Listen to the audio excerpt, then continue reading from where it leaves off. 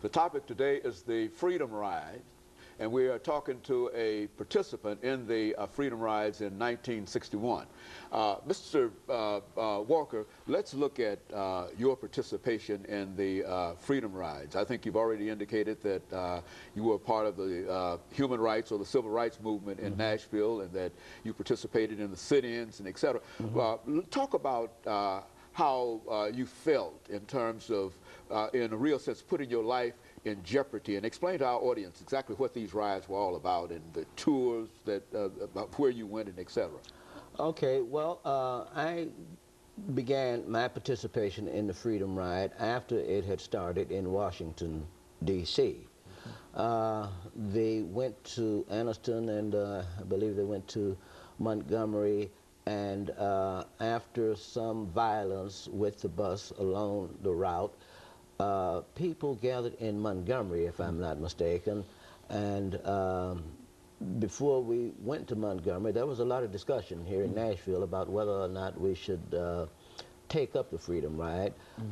Corps started it, but after the violence, it seemed that some of the wind was taken out of their sails, and the Nashville group, after much heated debate, decided to go ahead and try to keep the Freedom Ride going. Because, as you may or may not know, in those days, blacks were relegated to the back of the bus, and you had to use the colored waiting room. And that, by the way, reminds me of one of the things that, as a youngster, I never could reconcile. I remember we would be traveling, our family, in some place in the South, and we'd stop for gas, and you would see signs at the gas station for the restrooms, men, women, and colored.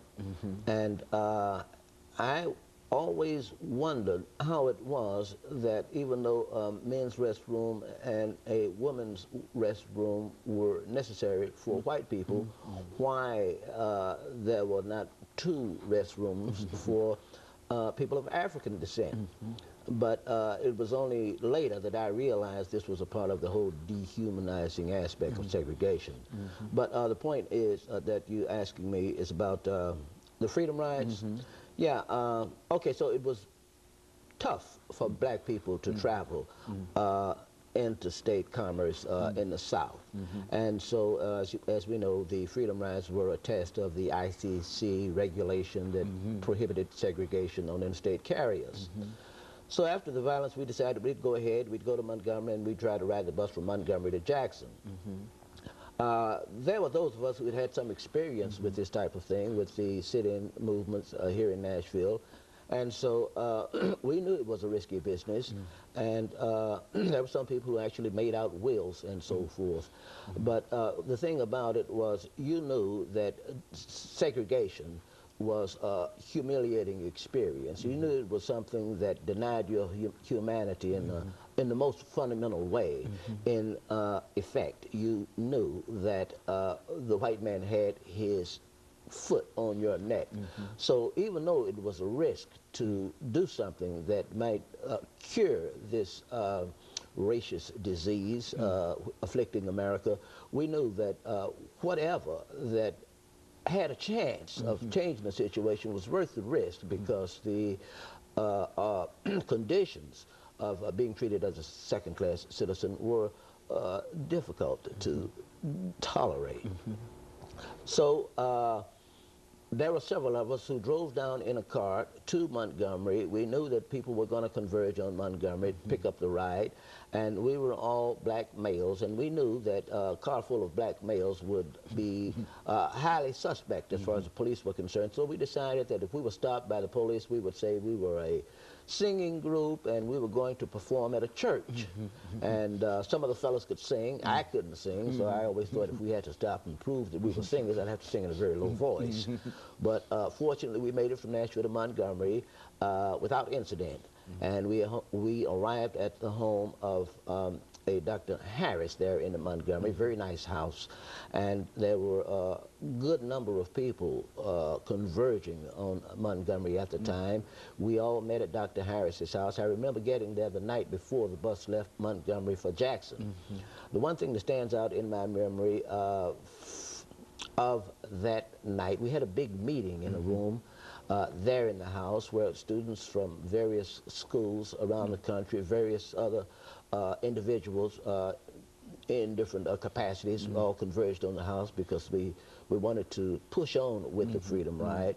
And there was a great debate with Reverend Dr. Martin Luther King. And I do remember being one of the people that actually led the debate with Dr. King. We felt that Dr. King should not get on that bus. We felt he was far too valuable to be risked on the bus, and Dr. King argued with us for quite some time about why he should get on the bus. But the feeling was so strong that we valued Dr. King so much as the star of the movement, as our major spokesman. We told him that the general stays behind while the troops go to the front line, and we didn't want to risk him on the bus.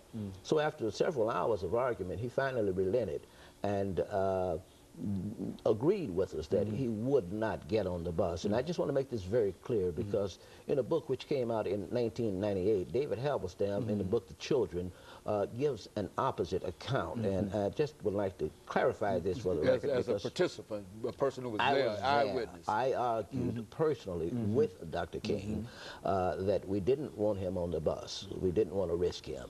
And I do not feel that David Halberstam has done a good. I feel David Halberstam has done the movement a disservice with this misrepresentation of the facts. If you read some of the literary criticism of some of his works, you know he's got more than half a dozen books, been on the New York Times bestseller list. Numerous critics accuse him of being footloose and fancy with the facts. Even some of them say he invents what he doesn't know. So I feel that this particular instance in The Children, along with several other instances in this same book, without factual foundation. The ride to Jackson from Montgomery was memorable.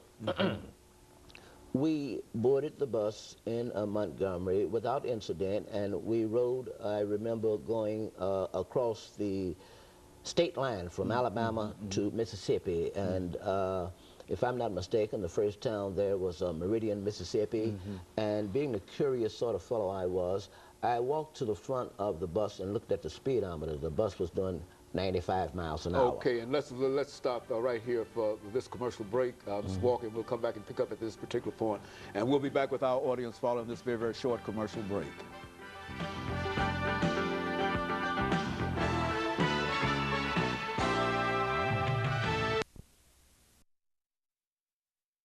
Segment of the show for today.